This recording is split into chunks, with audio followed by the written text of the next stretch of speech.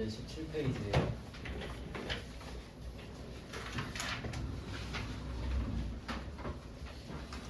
대손이라고 되어 있죠. 아마 17페이지까지 하면 될 것 같습니다. 대손 같은 경우는 그 앞에서 배웠던 거에 연장되는 개념인데 좀 체계화해서 좀 알려드릴게요. 앞에서 그 매출을 하고 물건 뭐 팔고 제품을 팔든 땅을 팔든 뭐 기계를 팔든 뭐 물건을 파는 이슈들이 있었죠. 그러면 물건을 팔고 현금을 오늘 받으면 제일 좋은데 보통 외상으로 해서 거래가 좀 지연됐죠.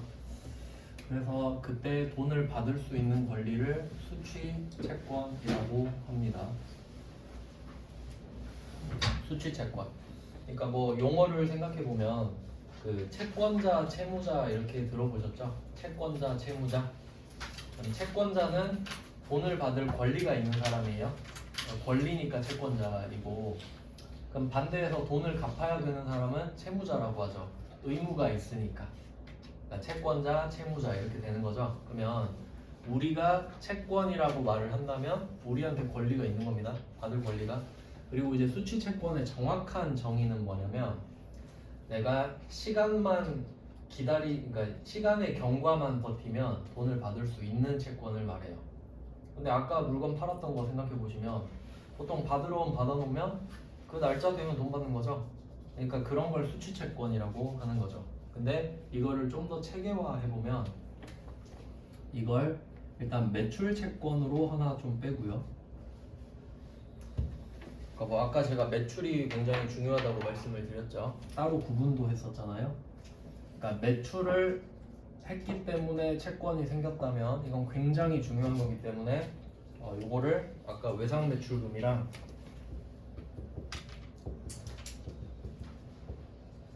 받을 어음 이렇게 구분을 했어요. 중요하니까.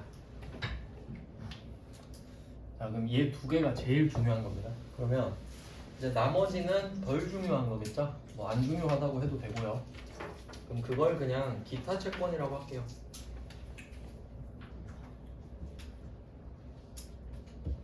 결론은 매출이냐 아니냐죠. 왜냐면 매출은 중요하고 그건 안 중요하니까. 매출이냐 아니냐. 자, 그럼 얘네들은 뭐 있는지 한번 생각해 볼까요? 방금 봤던 거. 미수금. 그러니까 미수금 바로 나와줘야 돼요. 그러니까 얘는 상관관계가 어떻게 되냐면 이거 정리 잘해야 됩니다. 매출 채권 안에 외상 매출금이랑 받으러옴 두 개 들어있는 거예요. 그러니까 매출 채권 이렇게 말을 하면 바로 외상 매출금 받으러옴 두 개가 떠올라야 돼요. 아시겠죠? 그러니까 이 매출 채권이랑 미수금은 반대거든요. 아시겠어요? 그러니까 결론은 외상 매출금 받으러옴 세트로 이거랑 미수금이랑 반대인 거예요. 왜냐면 얘는 1인 2역을 하고 있으니까. 그래서 이렇게 일단 대응되는 걸 찾았고, 자 그럼 이거는 이제 외상대금 쪽이고요. 이제는 그럼 얘 셋의 공통점. 일반적으로는 부가가치세가 있습니다.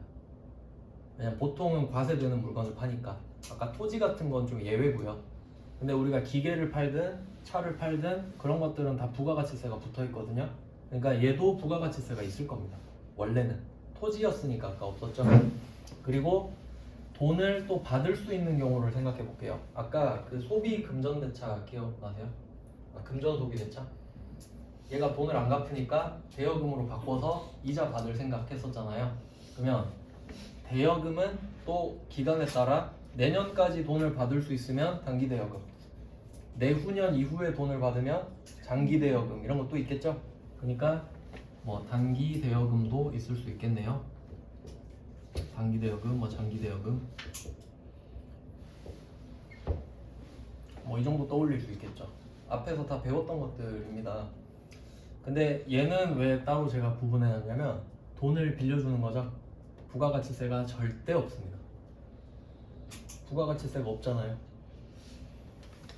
그러니까 나중에 부가가치세 공부할 때 얘네들은 빼고 공부해도 되겠네. 부가가치세가 없으니까 얘 둘은. 근데 지금은 부가가치세 하는 게 아니니까 회계 처리는 할 거 아닙니까? 자 그러면 얘네들이 전부 다 수취채권이란 걸 알았죠? 네, 엄밀히 따지면 이거는 이제 뒤쪽은 안 중요하니까 그냥 흘려 들으세요. 이 밑에는 안 적으셔도 돼요. 그냥 보기만 하세요. 원래는 성급 비용도 있고 성급금도 있고 어쩌고 저쩌고 많아요. 그냥 그렇겠죠? 근데 이건 안 중요해요. 시험에 안 나와요. 원칙은 그렇다는 겁니다. 왜냐면 뭐 자산이니까. 근데 뭐 시험에 나올 일은 없습니다. 우린 이 정도 아시면 돼요.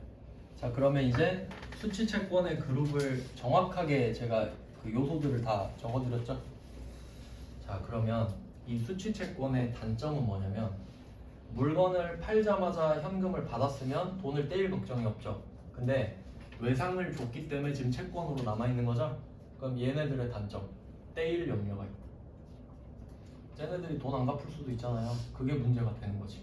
그러니까 왜 현금의 가치가 높은지 아시겠죠? 현금은 떼일 일이 없잖아. 그러니까 현금을 지금 받으면 좀 싸게 줘도 받아주는 거예요. 근데 외상으로 가면 얘가 돈을 안 갚을 수도 있고 막 이런저런 일들이 있으니까.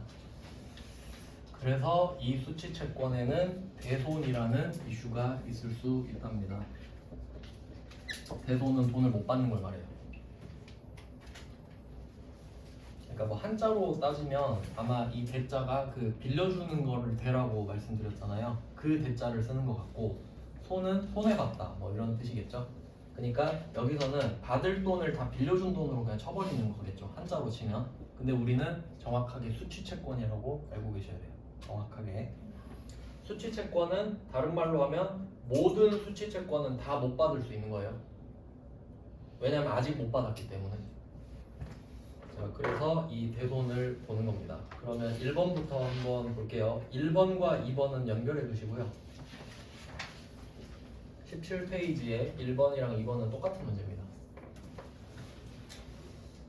자, 그리고 1번 문제를 보시면 자동결산이라고 써있죠. 그럼 일단 결산이니까 12월 31일인 건 확실한데 자동이면 여러분이 분개를 할 필요는 없는 겁니다. 근데 그냥 참고상으로 넣어놨겠죠 제가. 자, 그러면 이게 뭔지 한번 생각을 해보면,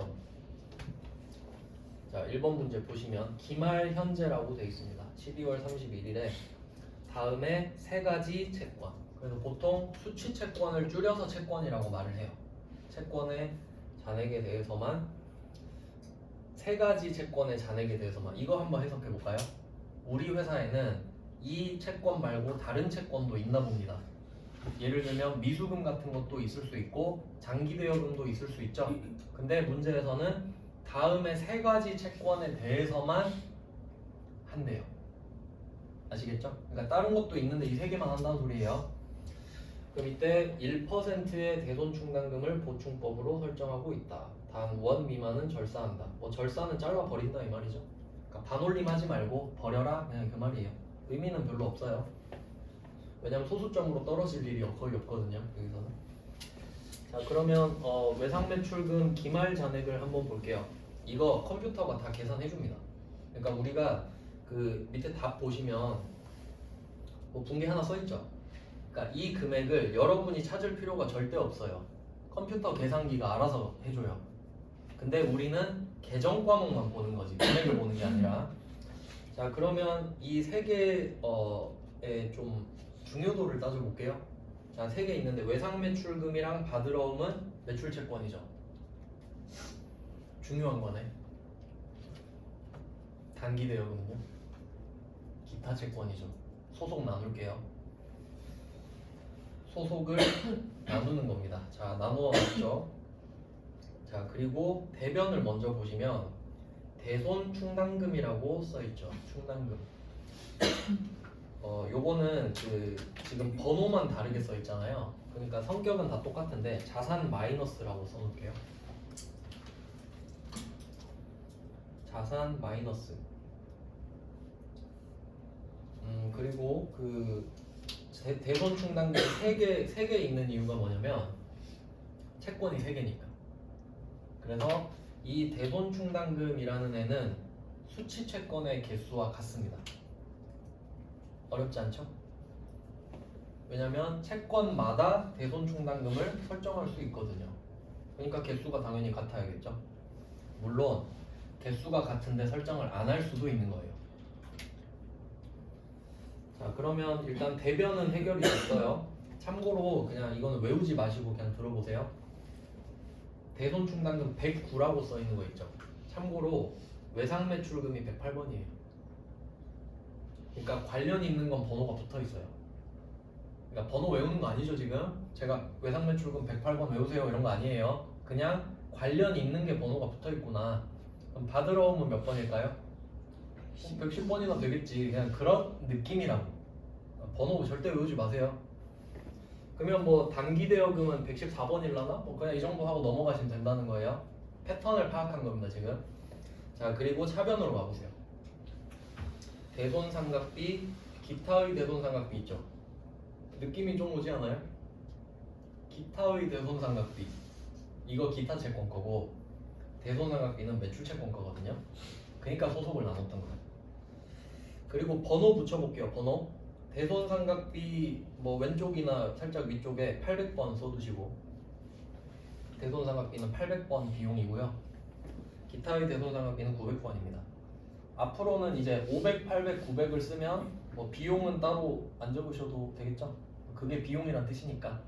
물론 수익도 900이 있긴 있는데 그건 거의 없습니다. 자, 그래서 뭔가 이제 비대칭인 게 보이시나요? 대손충당금은 수취채권 개수와 무조건 같죠?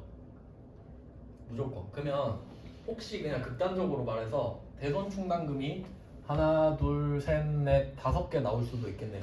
맞죠? 근데 차변 보시면 대손상각비, 기타의 대손상각비 나왔죠? 그럼 혹시 대변에 대손충당금 제가 5개 설정했다고 할게요. 그러면 차변에 계정 과목 몇 개 나올까요? 2개죠? 무조건 2개죠. 왜냐면 5개든 100개든 매출 채권, 기타 채권으로만 나눌 수 있죠. 그니까 비용은 2개인 거예요. 이해되시나요? 오른쪽에 대손충당금은 수취 채권 개수와 같아요. 차변은 많아봤자 2개예요. 그럼 혹시 차변은 무조건 2개인가요? 아니죠. 그럼 이제 2번 문제로 바로 가보세요. 자, 2번 문제 보시면 이것도 중요합니다. 매출 채권 잔액에 대하여만 이렇게 돼 있죠. 매출 채권 표시해 보세요. 매출 채권 잔액에 대해서만 이라고 하잖아요. 그럼 매출 채권 하면 뭐가 떠올라야 돼요? 외상 매출금 받으러 온 2개가 떠올라야 되죠? 그거 하란 소리예요. 외상 매출금 받으러 온 하란 소리 안 했죠 지금? 이게 시험인 거죠. 그래서 제가 이렇게 적어드린 거잖아요. 그러면 얘는 차변이 몇 개 나오겠어요? 1개지. 둘 다 매출 채권 아닙니까? 근데 이제 답에 이렇게 나온 거는 마이너스 때문에 그렇거든요. 요거는 그 보충이라는 성격 때문에 그런데 그냥 그 참고로 말씀드리면, 참고로 마이너스가 나와도 컴퓨터가 계산해 줍니다. 그러니까 마이너스 나왔다고 쫄 필요도 없어요. 컴퓨터가 알아서 다 해요. 근데 어떻게 계산이 된 거냐면, 지금 받으러 온 보시면 1200만 원 돼 있죠. 근데 뭐 여기 보니까 1%라고 돼 있는데 여기에 1% 곱하면 어떻게 돼요? 12만 원이나 되겠죠. 그러면 이 1200만 원의 1%를 곱한 그 12만 원 있잖아요. 그게 목표 금액이 되는 거예요. 목표 금액. 아시겠어요? 그러니까 지금 12월 31일이잖아요. 그럼 12월 31일에 외상매출금 1,500만 원 남아있고 받으러 1,200만 원 남아있는 거예요. 그럼 여기에 각각 1%를 곱한 걸 목표 금액으로 삼겠다고. 그러면 외상매출금은 목표 금액이 15만 원이죠. 이해되셨죠? 근데 옆에 보시면 기말충당금 잔액이라고 써있죠. 이건 지금 내가 갖고 있는 걸 말하죠. 그럼 외상매출금 15만 원 만들고 싶은데 지금 나 7만 원 있어요 이 말이에요. 어떻게 할 거냐? 8만 원 더 하면 되죠. 그래서 밑에 보시면 답이 8만 원 써있죠.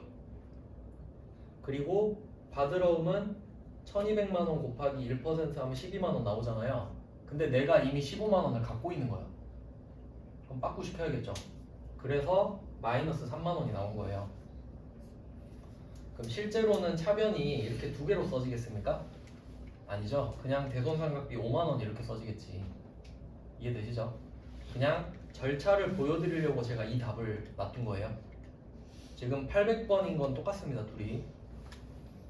네, 환입이 나와도 상관도 없다 이렇게 말씀드린 거죠. 그래서 제가 지금 하고 싶은 말씀을 드리는 거는 1번이랑 2번을 비교했을 때 대손 충당금은 무조건 채권의 개수와 같죠 지금.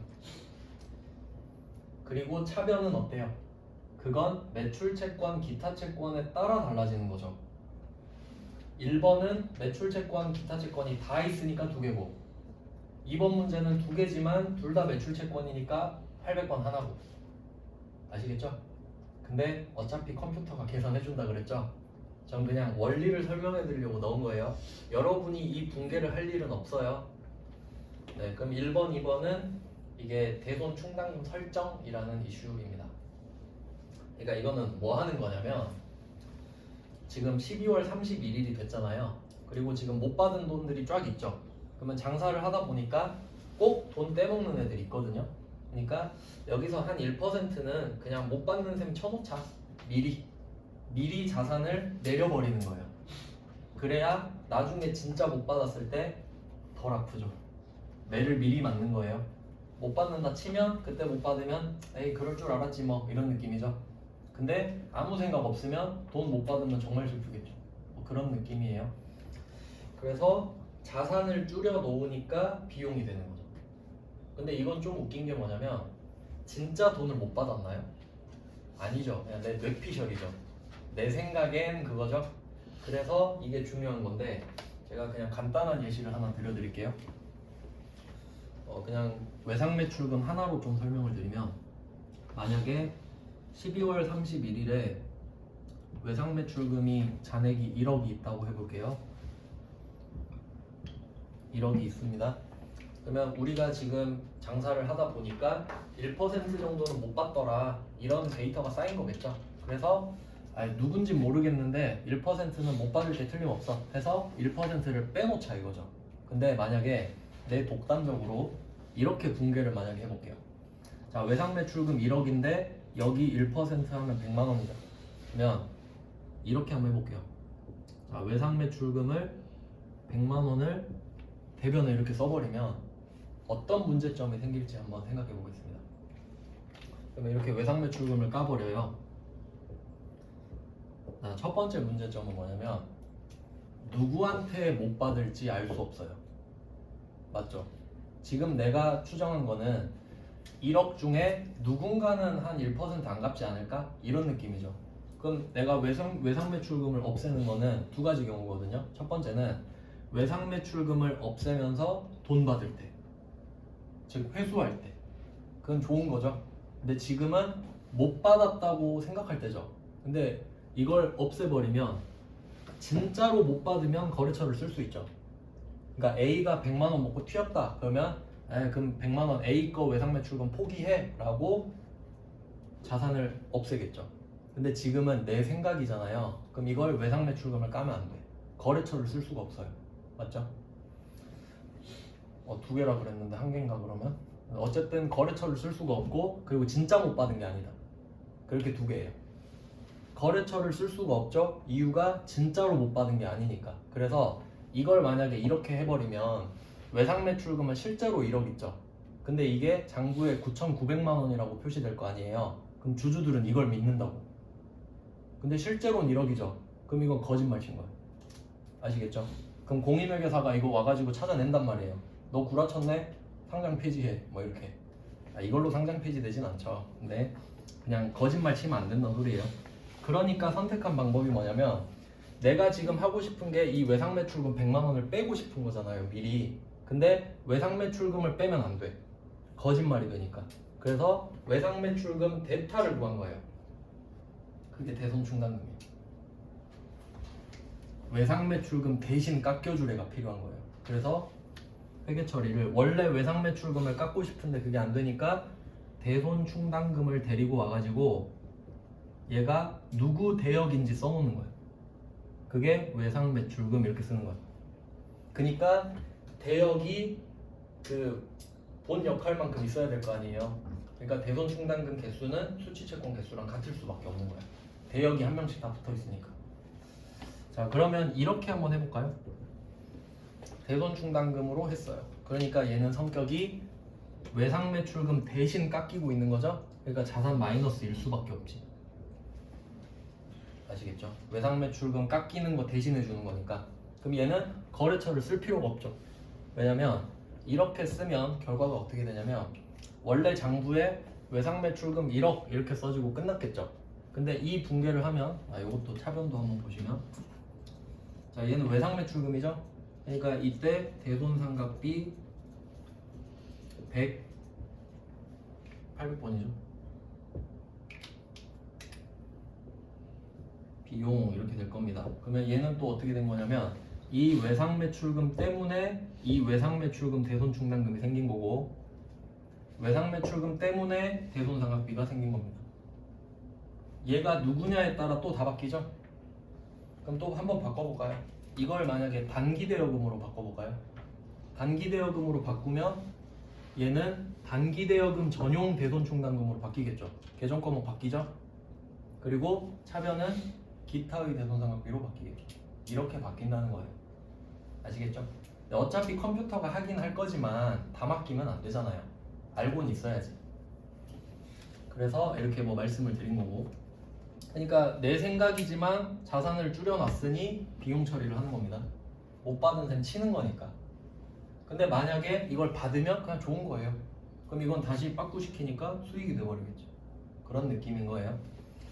그러면 이 붕괴를 방금 끝냈잖아요. 그러면 장부에는 이렇게 돼요. 대손 충당금이 밑에 따라 붙어요.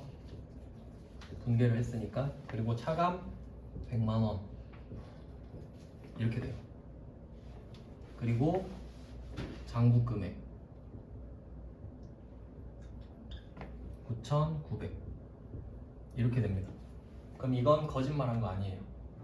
왜냐면 저는 1억이 있습니다. 근데 제 생각에 100만원 못 받을 것 같아요 라고 쓰면 주주들이 그래 뭐 그렇게 생각할 수도 있지 라고 생각하죠. 근데 외상 매출금을 깎아버리면 외상 매출금 9,900 하고 끝나버리죠. 그럼 거짓말이 된다고요. 아시겠죠? 그러니까 이렇게 차감 계정을 쓰는 겁니다. 회계에서는 이렇게 하면 말을 안 하고 정보를 많이 줄 수 있잖아. 그래서 이 방법을 선택한 거예요. 그리고 또 이런 거 생각해 보면 전 처음에 회계 배울 때 그 회계 막 서류, 재무제표 이런 거 보면 다 이거는 확실한 거구나 이렇게 생각했는데 이런 거 배우면서 경영자의 주관이 들어가죠. 1%, 2%, 3% 자기가 선택하는 겁니다. 그러니까 이런 것들 보면서 이건 경영자의 생각이구나 이런 것도 걸러낼 수 있는 거죠. 전부 다 믿으면 안 되는 거예요. 참고만 하는 거지. 그리고 그 원래대로라면요. 원래대로라면 어떻게 하냐면 그냥 1% 하는 건 너무 멍청한 방법이고 실제로는 어떤 느낌이냐면 만약에 예를 들어 볼게요. 내가 외상 매출금이 1억이 있어요. 근데 이 중에 한 A라는 애한테 4천만 원을 빌려준 거예요. 외상 매출금이 4천 있어요. A라는 애한테. 근데 내가 걔 사정을 잘 아는데 걔 절대 못 갚아요. 그럴 수 있죠. 사이가 좋으면. 그러면 어떻게 해야겠어요? 그럼 1% 잡겠어요? 4천만 원을 떨궈놔야지. 이해되시죠? 원래는 그렇게 하는 게 맞잖아요. 근데 이거는 교육용이니까 1% 하세요 이런 겁니다. 실제 상황을 반영해야지. 주주가 1% 믿겠어요 이거? 안 믿지. 그냥 참고하세요. 그렇겠구나. 그래서 그 1번, 2번 같은 경우는 그냥 이거는 내 생각이죠. 그러니까 내 생각을 반영하는 거는 아무 때나 할 수 있잖아요. 사실 오늘 해도 되죠. 내일 해도 되고. 근데 그냥 12월 31일에 하기로 한 거예요. 그래서 얘도 어차피 바쁜 김에 12월 31일에 해버립니다. 그래서 얘는 결산 문제로만 나오겠죠. 근데 뭐 컴퓨터가 계산해주니까 뭐 어려운 건 없어요. 나중에 기출문제 풀 때 같이 해보겠습니다. 그 다음에 이제 3번 문제로 가보시면 자, 3번부터는 이제 대손을 처리하는 거거든요. 그러니까 그 대손의 절차를 좀 소개를 해드리면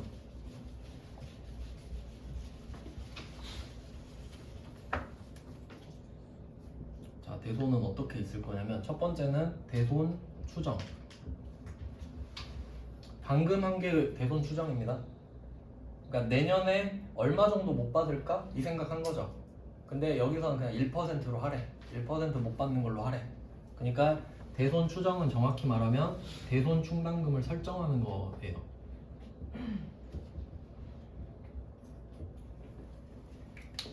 자, 방금 한 거 정리됐죠?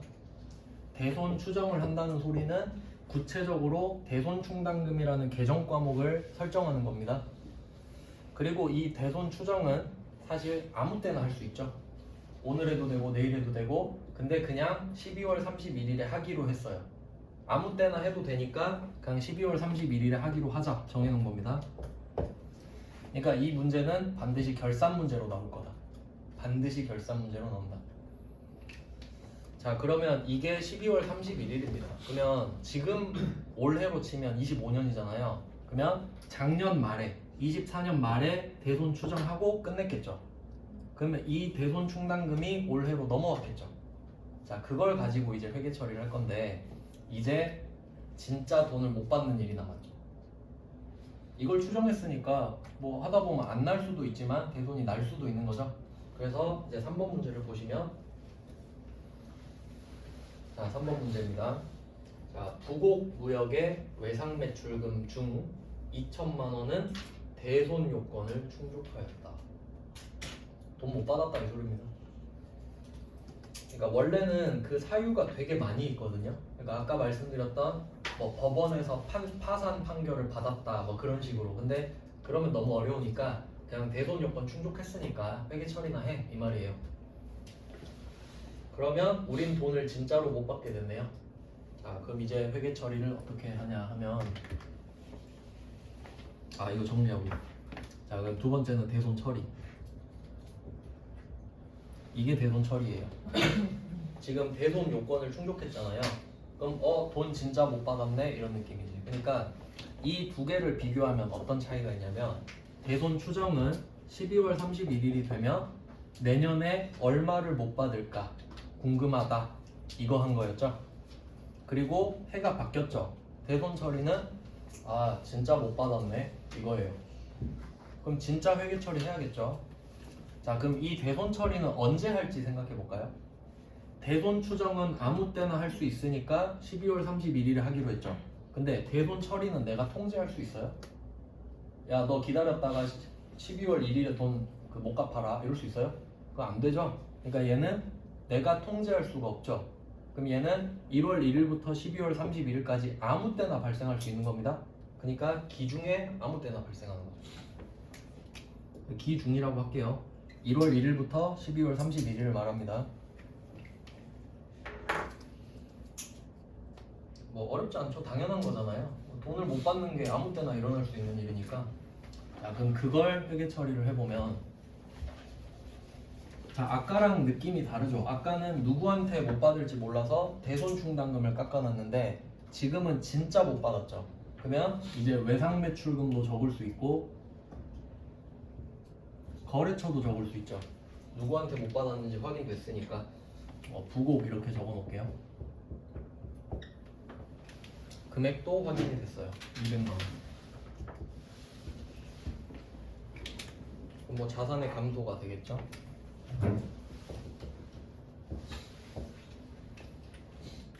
그리고 뭐 아까 말씀드린 대로 외상 매출금을 대변에 딱 쓰잖아요. 그러면 얘는 경우의 수가 두 개인 거예요. 첫 번째는 외상 매출금이 없어지면서 돈 들어온 경우, 좋은 경우. 두 번째는 지금처럼 돈을 못 받은 경우. 그러면 얘가 자산이 줄어드니까 비용이 와야 되죠. 그러니까 이때 쓰는 게 원래 대손상각비예요. 그럼 한번 생각해봐요. 자산이 진짜 줄었으니까 진짜 비용 맞잖아요. 근데 여기에 대손상각비를 쓰는 게 원칙이거든요. 자, 그리고 문제를 한번 보세요. 자, 이 3번 문제는 진짜 쉽게 냈네. 대손 발생일 현재 회사의 대손 충당금은 없다. 잔액이 없다. 이럴 수도 있습니다. 왜냐면 너무 적게 설정을 해놔가지고 그 작년 말이랑 오늘 사이에 큰 금액을 못 받았을 수도 있죠. 그럼 대손 충당금을 다 써버렸을 수도 있거든요. 근데 지금은 제가 설명을 드려야 되니까 대손 충당금이 있는 걸로 설명드릴게요. 있는 걸로. 그러면 대손 충당금을 아까 제가 100만 원 설정한 거 보여드렸죠. 100만 원. 그러면 우리가 지금 대손 충당금이 100만 원이 있는 걸로 합시다. 100만 원 하면 너무 좀 재미가 없나? 반띵이라서 50만 원으로 할게요. 50만 원. 그 문제 풀 때 저는 금액이 딱 반인 게 너무 싫어요. 공부할 때 좀 도움이 별로 안 되더라고요. 그래서 금액은 좀 이렇게 비대칭으로 최대한 해주셔야 돼요. 자, 그럼 대손 충당금을 아까 대손 상각비 설정해 봤었습니다. 뭐 이렇게 했었죠. 자, 근데 오늘 진짜로 못 받은 거죠. 자, 근데 작년에 이거 비용 처리를 했고 자산 마이너스를 미리 했단 말이죠. 실제로 어떤 느낌이냐면 여러분은 작년 말에 50만 원쯤은 못 받을 거라 미리 생각해 놨거든요. 그리고 진짜 200을 못 받았죠. 그러면 50만 원은 안 슬퍼요. 맞나요? 왜냐면 뭐 그 정도는 생각했지 않습니까? 그러니까 여기에 대해서는 비용을 인식하지 않아요. 어떻게 되냐면 우리 아까 미리 비용 50 해놨죠. 그러니까 저는 이거 설명할 때 어떻게 예를 들냐면 버스카드 요새 뭐 후불로 많이 쓰시지만 옛날에 저는 그 현금 충전해서 탔거든요. 고등학생 때. 그러면 버스카드를 충전하는 걸로 예를 들어볼게요. 이 대손 충당금은 버스카드 잔액입니다. 그럼 이 대손 상각비는 뭐냐면 현금 사용액. 그럼 여러분은 미리 현금 50을 써가지고 버스카드 충전 50을 해놨어요. 왜냐면 나중에 버스 탈 일 생기면 현금 내기가 싫은 거야. 버스카드 찍고 살려고. 이해되세요? 그럼 지금 버스비 200만 원 내래. 그럼 일단 버스카드부터 들이미는 거예요. 이러려고 충전해놨거든요. 그래서 얘를 먼저 갖다 쓰는 겁니다.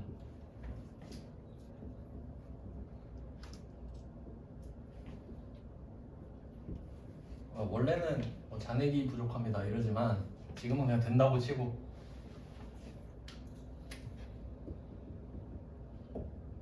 자, 그럼 얘는 만들 때는 자산의 마이너스였죠. 근데 반대로 가니까 자산 플러스인 거예요. 이건 그냥 반대면 반대다라고 생각하시면 돼요. 논리 생각하면 너무 어렵습니다. 그럼 그냥 반대니까 반대로 뺐죠. 자, 그리고 얼마 부족해요? 150. 그럼 이제 이건 현금 내야지. 현금 내는 건 대손상각비였죠. 그럼 추가로 내는 거예요.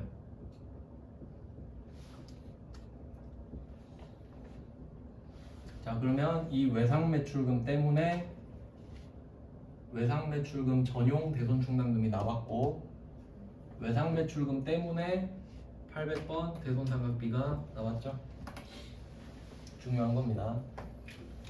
그래서 비용 처리를 했다. 그러면 사실 얘도 이 두 개가 하나의 거래로 보면 되겠죠. 그럼 결과적으로 보세요. 자산 200만 원 줄었죠. 그러면 이 대손 충당금은 사실 스쳐가는 애죠. 늘었다가 줄었으니까. 그러니까 줄었다가 늘었으니까. 그럼 실제로 보면 난 자산 200을 잃었잖아요. 근데 50은 작년에 해놨죠. 그리고 150은 지금 하죠. 결국 비용 200 아닙니까? 순자산 200 감소, 비용 200. 이걸 하고 싶은 거야. 근데 왜 이거 하는지 좀 궁금하지 않으세요? 근데 일단 의도는 좀 보이지 않으세요? 비용을 쪼갰잖아요. 작년과 올해로 쪼갰잖아요. 그러니까 그냥 예를 들어볼게요. 어떤 느낌이냐면 2024년은 지금 끝났죠. 근데 만약에 내가 버스를 타고 다녀야 되는 입장이에요. 지금 버스를 타고 다녀야 돼. 근데 2024년이 지금 끝났잖아요. 근데 2024년에 내가 얼마 벌었는지 알 거 아닙니까? 끝났으니까. 근데 2024년에 생각보다 돈을 많이 번 거야. 작년보다. 근데 나는 내년에 버스를 타야 되는 거지. 그럼 어떤 생각을 할 수 있겠어요? 버스는 내년에 탈 거지만 버스 카드를 미리 충전해 놓자. 이 생각 해놓을 수 있죠? 그거 하는 거예요. 내가 지금 상황이 괜찮으니까 내년 비용을 지금 잡아버리겠다고. 그럼 더 좋은 거 아니에요? 비용을 나누는 거니까 그 정도는 허용해 주는 겁니다. 회계에서. 그러니까 요령이지, 요령. 아시겠죠? 그러면 올해 만약에 수익이 너무 좋으면 대손 충당금을 엄청 많이 잡는 작전도 있을 수 있겠죠? 그럴 수 있다고요. 그냥 그런 거를 좀 열어줬다라고 생각하시면 되겠습니다. 그러니까 잘 활용하면 되게 좋겠죠? 왜냐면 임원들은 이 매출액 하나에 완전 목숨이 왔다 갔다 하잖아요. 그러니까 중요한 거야, 그 사람들한테는. 그래서 이런 느낌입니다. 그래서 이렇게 대손충당금 잔액을 확인하는 게 중요하겠죠. 그래서 지금 이 3번 문제 같은 경우는 좀 쉽게 냈잖아요. 그럼 원래는 어떻게 내야 되냐면 3번 문제에 이렇게 써 있어야 돼요. 3번에 뭐 부공무역 외상매출금 200을 대손 요건을 충족했다 이렇게 나오고 괄호 안에 이렇게 써 있어야 돼요. 관련 개정 과목은 조회하여 적절히 회계 처리할 것 이렇게 나와야 돼요.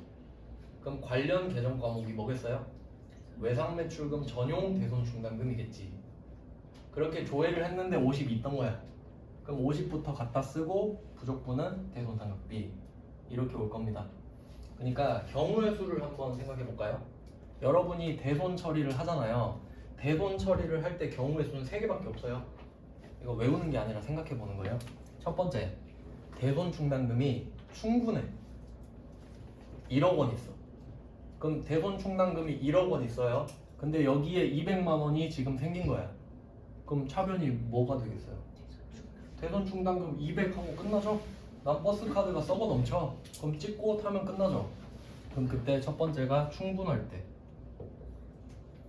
답은 대손 충당금. 알겠죠? 두 번째, 부족할 때. 그럼 얘는 있는 것부터 일단 다 끌어쓰고 부족분은 대손상각비가 나오겠죠. 근데 출제자는 뭘 내고 싶어 하겠어요? 부족을 내고 싶겠지. 그래야 답이 2개가 나오고 조회도 시킬 수 있고 막 복잡하잖아요. 이래저래. 충분하면 재미없잖아요. 그냥 그거 갖다 쓰면 끝나니까. 그리고 마지막은 어떤 경우가 있겠죠? 없음. 이거밖에 없잖아요. 그럼 이걸 파악하고 가면 셋 중에 하나 나온다 알고 가는 거 아닙니까? 그래서 지금 뭐예요? 없잖아요. 그럼 없으면 어떻게 돼요? 현금 내야죠? 그럼 대손상각비가 오는 거고. 그 경우의 수는 그렇게밖에 없는 겁니다. 그래서 지금은 3번은 없는 걸 냈죠. 근데 저는 이 문제 넣고 싶지 않았는데 저번 시험에 나왔어요. 뭐 최근 거 넣어야 되니까 어쩔 수 없었죠, 저도. 그래서 설명을 이렇게 해드린 겁니다. 여러분이 응용해서 만드실 수 있죠, 문제는. 네, 그 다음은 4번으로 가볼까요? 4번 문제는 수정 문제네요. 수정 문제. 이것도 회계 1급에 나오니까 잘 대비하셔야 되는데, 근데 사실 공개를 할 줄 알면 고치는 거야 못하겠습니까? 없는 거에도 썼는데. 그럼 한번 보시면, 자, 수정 전을 보시면 외상매출금을 전부 대손상각비로 처리했죠. 그러니까 3번 문제처럼 처리를 했네요.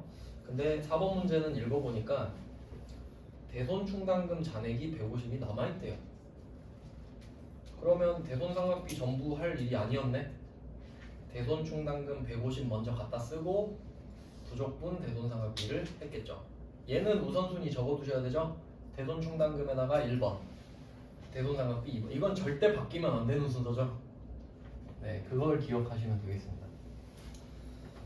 뭐 이 정도면 충분히 대비가 됐다고 생각해요. 그래서 3번, 4번은 대손 처리 이렇게 됩니다. 1번, 2번은 대손 추정이었죠.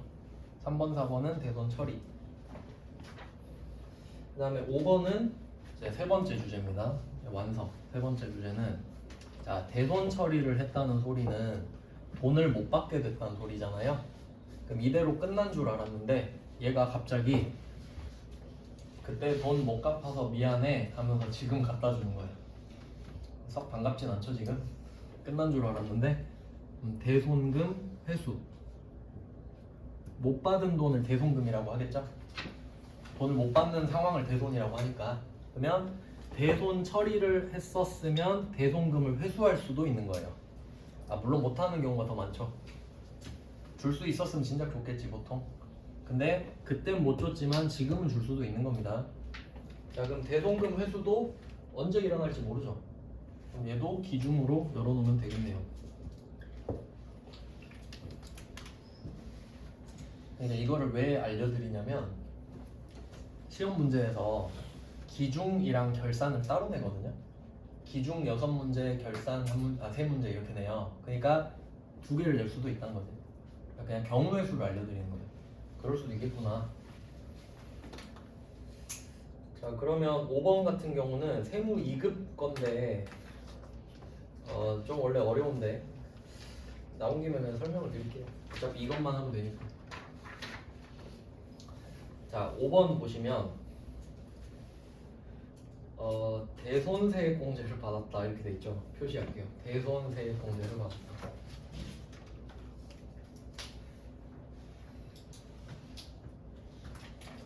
그리고 오늘 회수했죠. 회수 표시하시고 대손세액공제를 받았다 이렇게 되고, 그리고 답에 보시면 대변에 부가세 예수금 있죠. 엄청 어려운 문제인데 이건 일단은 회계 1급 범위는 아니니까 그냥 참고를 하시는데, 어차피 내가 세무 2급도 할 거다 그럼 한번 들어보세요. 어차피 보니까 딱 나오잖아요. 저번에 시험에 냈네.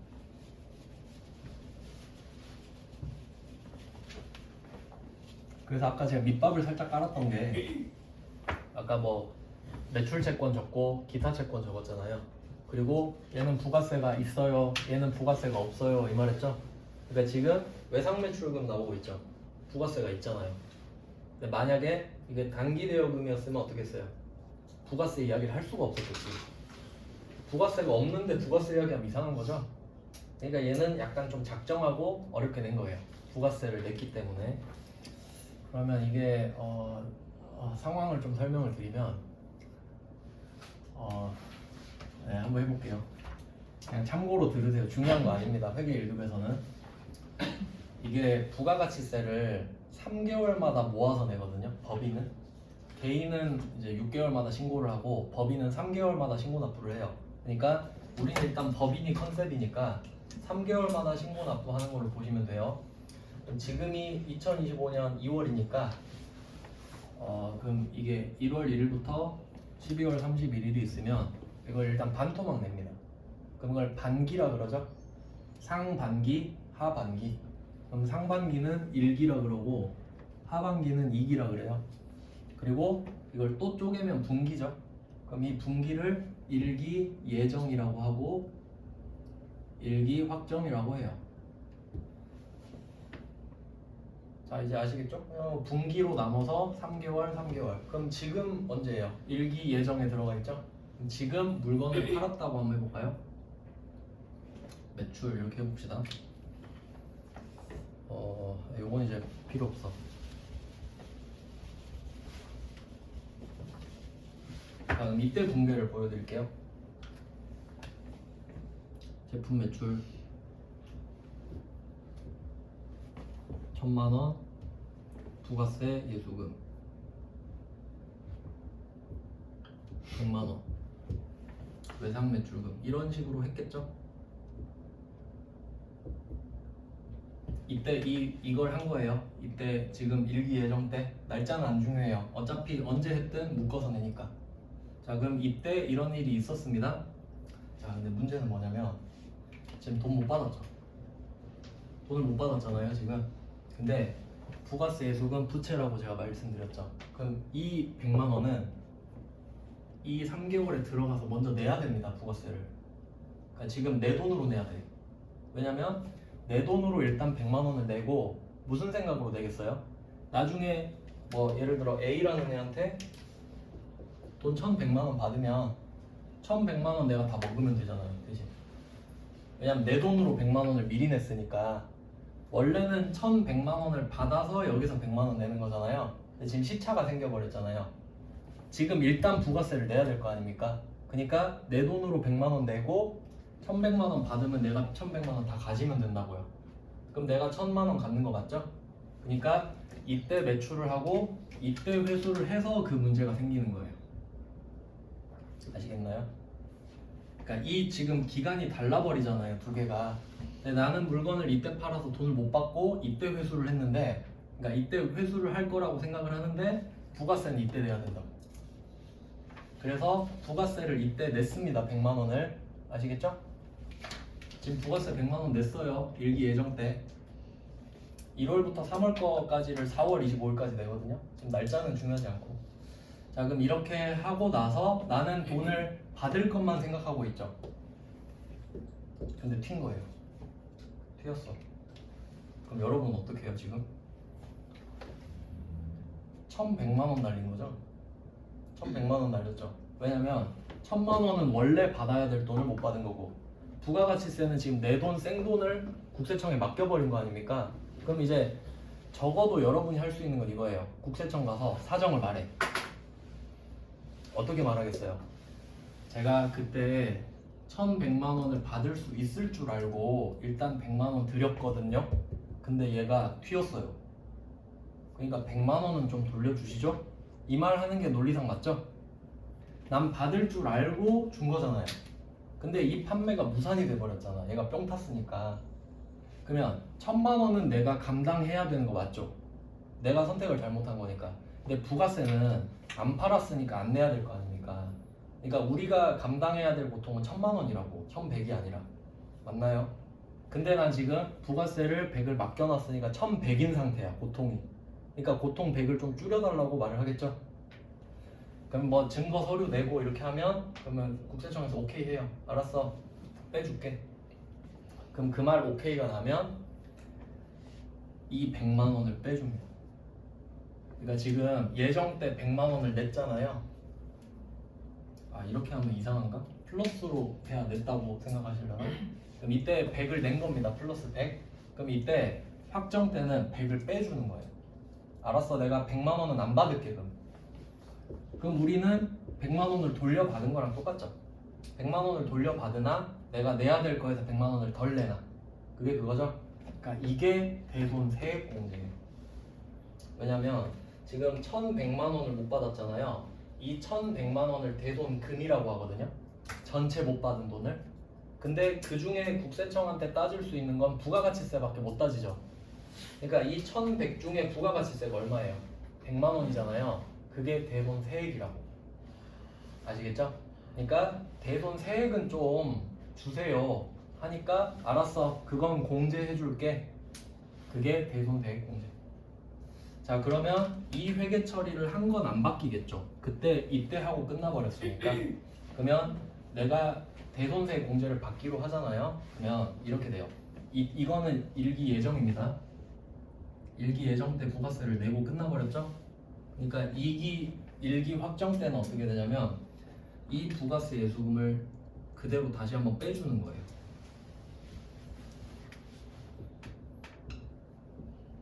이래야 논리가 맞으니까. 그러니까 그때 안 내도 될 부가세 예수금을 냈었죠. 그러니까 지금 일기 확정 때는 인정받아서 100만 원을 그대로 빼주는 거예요. 부채 마이너스가 되면. 그러면 지금 기간은 다르지만 어차피 이거 일기를 합치면 이때 더 냈지만 이때 덜 내니까 없어지는 게 되죠. 결과적으로 그렇게 만들어주겠다는 거예요. 안 낸 것처럼. 이게 대손세 공제입니다. 그러면 일단 부가세 예수금은 없앴잖아요. 그러면 사실 이 외상매출금도 1,000만 원짜리죠. 그러니까 여기서 100만 원을 또 까줘야 돼. 이건 원래 없던 거니까. 한 게 아니니까. 자, 외상매출금 100만 원을 깝니다. 이게 대손세액 공제예요. 대손세액 공제. 부채가 줄어들었잖아요. 자산도 줄고. 그러니까 국세청이 지금 봐준 거예요. 그래, 알았어, 너 100만 원 억울하겠다, 빼줄게. 이렇게 됐으니까 우리는 100만 원을 덜 내게 됐죠. 근데 문제 보시면 대손세 공제를 받았음 돼 있죠? 받았음. 자, 그럼 이렇게 끝내고 원래는 우리가 어떻게 해야 되냐면, 자, 이 뒤에 또 뭐가 남았는지 생각해봐요. 1,100만 원 외상매출금 잡았었는데 100만 원은 국세청 거니까 100만 원은 국세청이 해결해줬죠?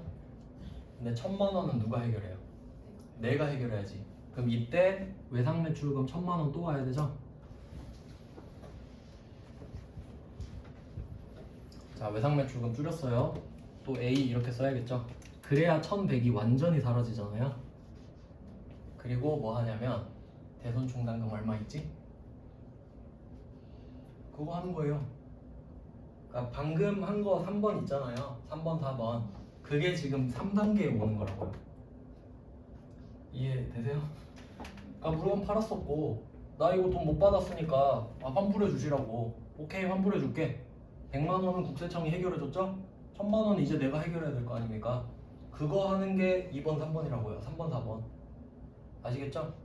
근데 대손세액 공제를 안 내지. 안 배웠으니까. 아시겠죠? 그러니까 정확한 순서를 알려드리면 이렇게 된다고.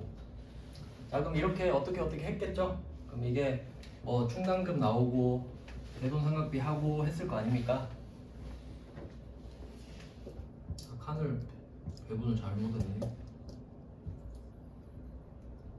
자, 근데 이대로 끝나면 좋은데 지금 완결이 됐죠. 이렇게 해서 1100만 원이 완벽하게 사라졌지 않습니까? 그리고 비용 처리도 1000만 원 하고 끝냈고, 근데 얘가 돈 갖고 온 거네. 그러니까 원래는 좋아야 되는데 지금 안 좋죠. 저도 좀 그러네요. 왜 진작 갚지? 자, 그럼 5번 보시면 7월 17일 외상매출금 1100을 갖고 왔죠. 보통예금으로. 차변은 쉽죠? 보통예금 1100만원. 대변이 문제죠? 자, 그러면 생각해보세요. 처음에 물건을 팔았을 때 당연히 돈을 받을 줄 알고 부가세 미리 냈죠. 근데 못 받은 걸 확인해서 국세청한테 따져서 해결했죠. 예수금이 생겼다가 없어졌습니다. 이대로 끝난 줄 알았어. 근데 갑자기 야, 늦어서 미안, 1100만원 갖고 왔어. 이자는 없어. 이렇게 갖고 온 거죠. 그럼 1100만원 받았잖아요. 근데 이걸 국세청이 우연히 봤어. 야, 너 돈 못 받았다며. 그 중에 100만원 내 거지? 라고 하겠죠. 그러니까 부가세 예수금을 냈다가 돌려받았다가 토해야 돼. 토하는 거. 그래서 다시 부채가 생겼죠. 그래서 부가세 예수금 부채 플러스잖아요. 지금 그 기분은 나쁘시지만 이해는 되죠? 뭐 하는 건지. 실제로는 이러고 있다고요. 그러니까 제가 처음에 그랬죠. 세법 모르면 회계 못 한다고. 그렇잖아요. 이거 누군가 해야 될 거 아니야. 전 회계만 배웠는데요. 근데 이건 세법의 영역입니다. 부가세가 들어갔으니까. 근데 이거 별거 아니에요. 하다 보면 익숙해져요. 지금 처음 봐서 기분이 안 좋은 거야. 아, 저도 했잖아요. 저도 하고 있잖아요, 지금. 그러면 이때 얘는 순서가 부가세 예수금의 1번 써놓으세요.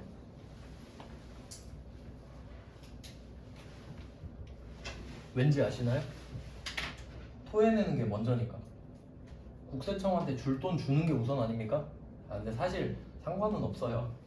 근데 이렇게 생각하시는 게 편해요. 그럼 나머지는 뭐가 되죠? 원래 우리가 대손충당금이랑 대손상각비를 썼었죠. 그러니까 버스 탔잖아요. 버스 카드 찍고 현금 내고. 근데 알고 보니까 버스를 안 탄 거야. 돈을 못 받은 게 버스를 타는 거잖아요. 근데 얘가 돈을 갖고 왔잖아요. 그럼 알고 보니까 난 버스를 안 탄 거였네. 그럼 버스비 환불해줘야겠죠. 그러니까 이때 대손충당금이랑 대손상각비가 오는 게 정상이겠죠. 맞잖아요, 논리상. 취소해줘야 되니까. 근데 또 디테일을 보면은 전기에 대손 처리했다. 이게 중요해요. 전기에 대손 처리했다. 작년이죠, 작년. 그럼 혹시 이거 기억나세요? 수익과 비용은 1년짜리다? 그럼 내가 만약에 이렇게 했다고 합시다. 대손충당금, 대손상각비. 그러니까 여기서 금액은 안 중요하고 대손상각비가 섞여 있는 게 중요해. 대손충당금은 자산 마이너스였죠. 대손상각비는 비용이었죠. 근데 이 비용을 작년에 회계 처리한 거예요.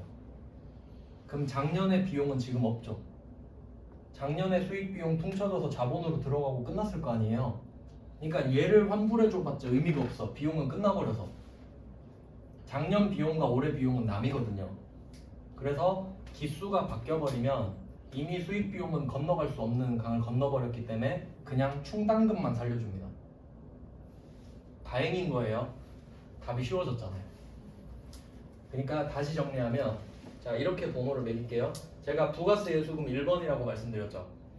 그럼 왜 얘가 먼저 나왔냐면 문제에서 대손세액 공제를 받았음 이렇게 돼 있죠. 그것도 1번이라고 해주세요. 그러니까 우리가 대손세액 공제를 받았었기 때문에 부가세 예수금을 토하는 겁니다. 이게 1번. 그다음 두 번째, 나머지 버스비도 환불 받아야 되죠. 근데 이때 내가 대손충당금이랑 대손상각비를 섞어서 냈을 수도 있는데 전기에 대손 처리야. 이거 2번. 전기의 대손 처리 2번. 전기니까 단기랑 상관이 없어져 버렸죠. 비용이. 그래서 전액 대손 충당금 2번. 대손 충당금이 2번이 된 거예요. 그럼 만약에 단기라고 했잖아요. 그럼 이 대손 충당금, 대손 사각비 조회하셔서 그대로 바꾸시켜야 돼요. 안 끝났으니까 단기는. 그럼 여러분 기분 진짜 안 좋겠죠. 그러니까 그나마 얘네들의 배려가 전기예요. 그러니까 나머지는 그냥 대손 충당금으로 때리시면 돼. 근데 지금 처음 들어서 좀 기분이 안 좋으실 건데 이거 몇 번 하면 별거 없어요. 그리고 시험 범위 아니랬잖아요. 알겠죠? 그럼 우리는 어떻게 나오냐면 우리 버전으로 바꿔볼게요. 부가가치세 포함 이걸 빼고 낼 거야. 우리 버전으로 바꿀게요. 참고하세요. 여러분 시험에 나오면 부가가치세 포함을 빼버릴 겁니다. 그냥. 그리고 대손세 공제를 받았음 이 말도 빼버릴 거예요. 그리고 답을 찾아볼까요? 그럼 뭐 어떻게 되겠습니까? 보통 예금 1100은 똑같죠? 그럼 대손세 공제를 받았단 말이 사라지면 1번이 사라지죠? 그럼 부가세 예수금이 없는 거죠? 그럼 2번이 1번으로 올라오죠? 그럼 대변이 대손 충당금 1100 끝. 이게 여러분 시험에 나오는 거. 좀 위로가 됐어요? 그렇게 나올 거예요. 근데 저는 알려드리고 싶으니까 그냥 알려드린 거예요. 왜냐면 여러분이 만약에 세무 2급 할 때 이거 언젠가 들을 거 아니에요? 그럼 그때 처음 들어도 기분 나쁘겠지. 근데 이때 듣고 그때 들으면 기분 덜 나쁠 거 아니에요. 그래서 그냥 말씀드린 거예요. 시험 범위는 그러니까 그렇게 어렵게 내진 않는다. 그냥 최근에 나온 거라서 그냥 넣었습니다. 오늘은 여기까지 할게요. 고생하셨습니다.